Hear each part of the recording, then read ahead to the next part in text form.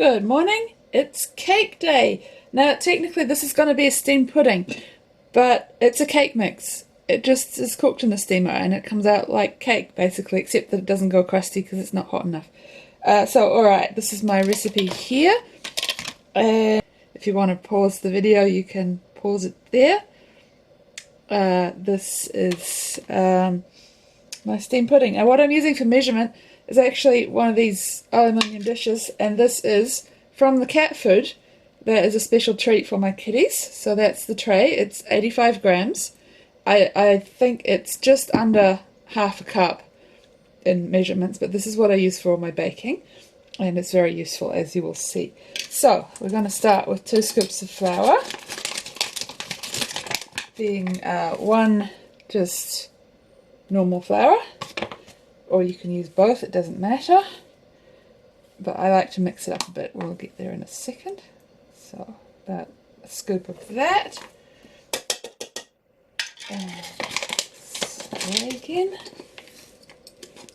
These are my office clips that I use them in the kitchen for everything because they're really solid and they just close everything real good.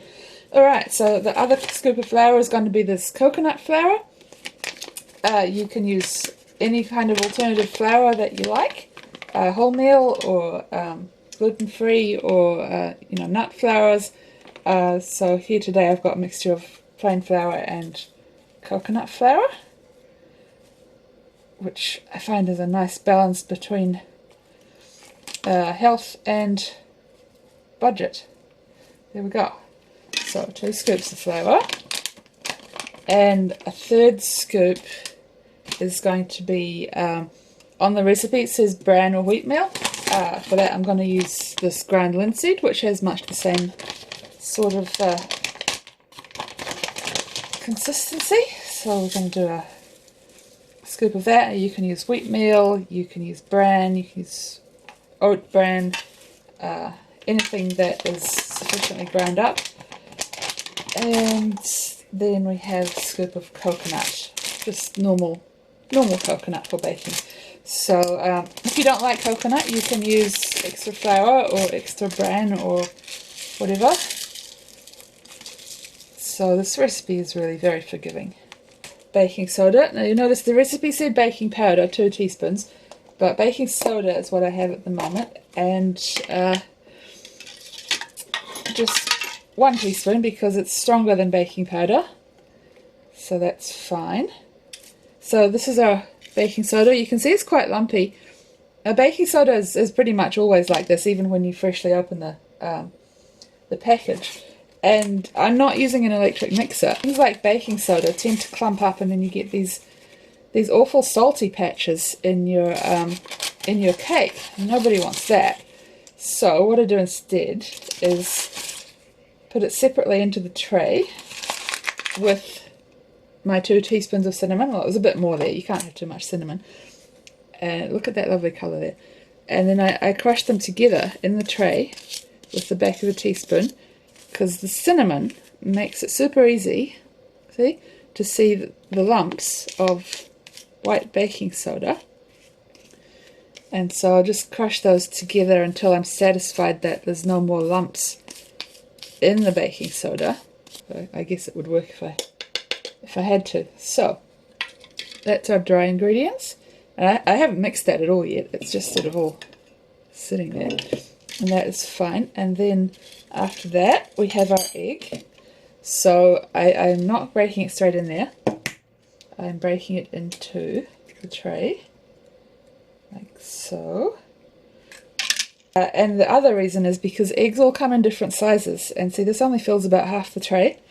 So when I add my egg, I get some water and I top up until the tray is full, so that we have a predictable amount of liquid that is being added with the egg. Okay, so did I forget the sugar? I did, I always forget the sugar. My goodness, just as well I remember. This isn't actually sugar, this is stevia that has been made into granular form for use in baking. You can use a whole scoop. I find a half is enough. I don't really need it super sweet, but you can use a whole scoop if you want. You can use normal sugar, full or a half scoop, whatever you like. So we have got some extra light olive oil, and you can use a half scoop of this. I used to use a whole scoop, but I realized it didn't need to be quite that greasy. So a half scoop of this, and again topping it up with water so that the amount of liquid is the same. So full scoop there. Okay, that is our cake mix nearly complete. I'm going to add another scoop of water to make sure that it can mix up properly. And finally, our special ingredient, crushed ginger. You can put as much of this as you prefer. I find about 1 teaspoon is good. And drop that in there. Okay. I smell that already. That's great. So you can see the consistency of it. It's just, it's a usual cake mix type thing. I can actually use any cake mix in the steam oven. Cinnamon and ginger are traditional ingredients for a steam pudding. So that is our cake. Where's the lid? Here we go. Cake in a billy. And pop that in. And I'm going to take that to the oven.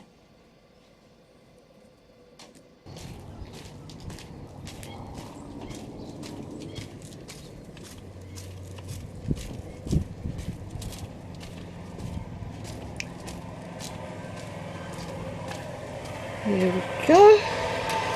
So let's pop it in here next to the stew. Let's see if I can hold this a little further away so I don't get blown away by steam.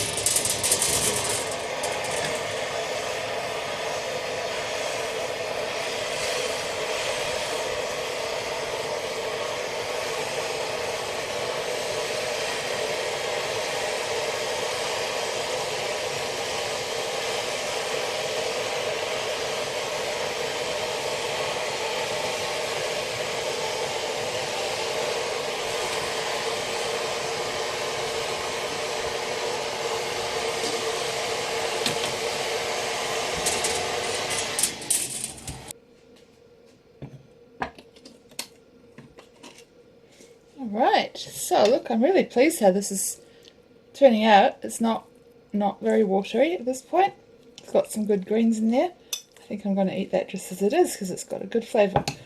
And I've also got the cake out. It was in there for about 8 hours. It probably only needed 4, but at these low temperatures you can't burn anything.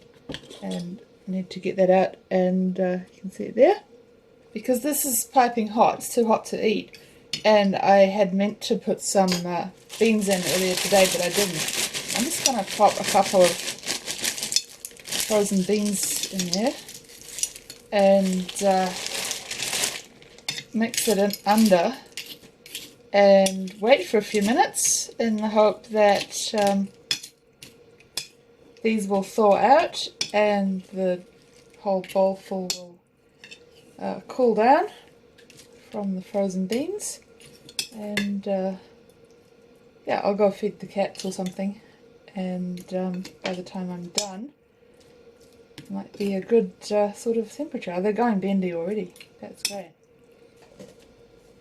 Custard! Pour some of the water in the bottom so that our powder doesn't get stuck on the corners, and got my milk powder.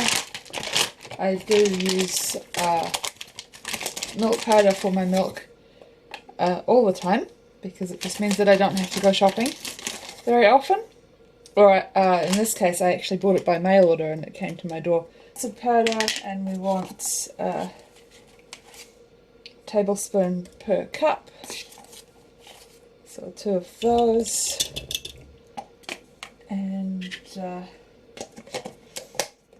I'm not going to eat all of this tonight. I like to eat it cold as well. especially with banana. I'm going to put this in the steamer on my way past, and I'm going to go and have a hot bath, and when I come back it will be done. Okay, I think that's pretty well blended, and I'll put the rest of the water in, and got some more.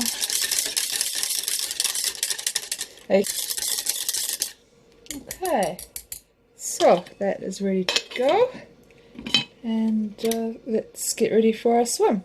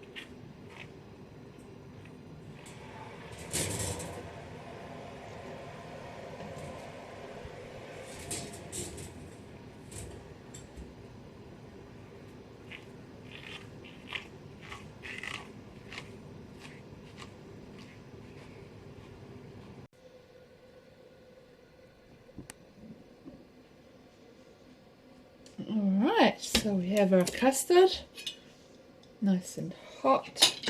Let's see, yep, it's gone thick, and it's pretty smooth too. That's good luck, because sometimes it gets quite lumpy, but look at that, that's beautiful, creamy, good stuff. Alright, so now let's cut a piece of cake. Let's see, there we go, there we go. Cake. And some of this. Just pour it, I think. There we go. Look at that. Oh, can't see it, can you? There we go. Put it there. There we go. Isn't that beautiful? And that is my steam cooked dessert. And this, the rest of it can go in the fridge for eating cold tomorrow, or I can heat it up, whatever. So that one, and the cake will just keep like that for a number of days. Alright, so that's us for today. See you next time.